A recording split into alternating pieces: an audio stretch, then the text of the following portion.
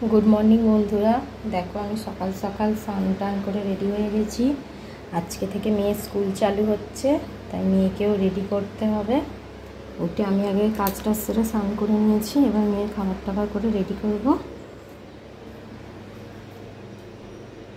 দেখো বাসন টাসন মাজা হয়ে গেছে, এবার বাসনগুলো গোছাবো, গুছিয়ে মেয়ে খাবার করব, করে মেয়েকে ডাকবো।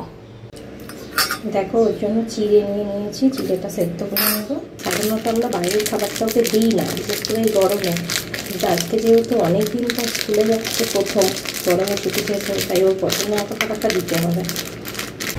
দেখো বন্ধুরা মেয়ে রেডি হয়ে গেছে, একটু দোল খেয়ে নিচ্ছে। এখানে মেয়ের ব্যাগ টিফিন সব রেডি, আমাদের ব্যাগ রেডি। এবার মেয়েকে দিতে যাবো, আমরাও রেডি হয়ে গেছি। দিয়ে আসি, অনেকদিন মর্নিং ওয়াক করা হয়নি।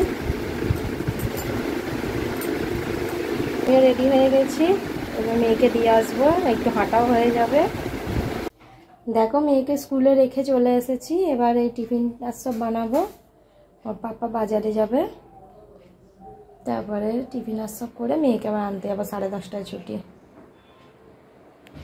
দেখো সকালের টিফিনে চাউমিন বানাবো, তার জন্য আলু, গাজর, পেঁয়াজ, লঙ্কা কেটে নিয়েছি।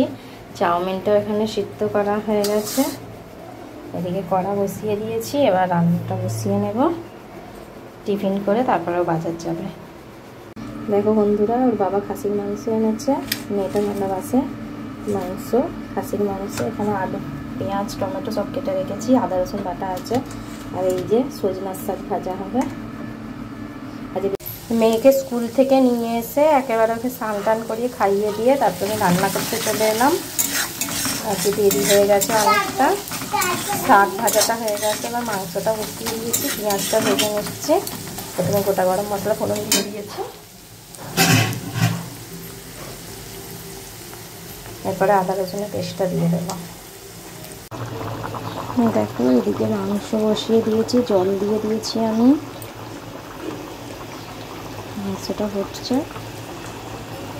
এই যে মাছ বসিয়ে দিয়েছি, চাপা দিয়ে দিই। ঘুম থেকে উঠে দুষ্টু সোনার বন্ধুদের সঙ্গে খেলা করছে। ভিডিওটা ভালো লাগলে একটু লাইক সাবস্ক্রাইব করে দেবে, আমাদের পাশে থাকবে।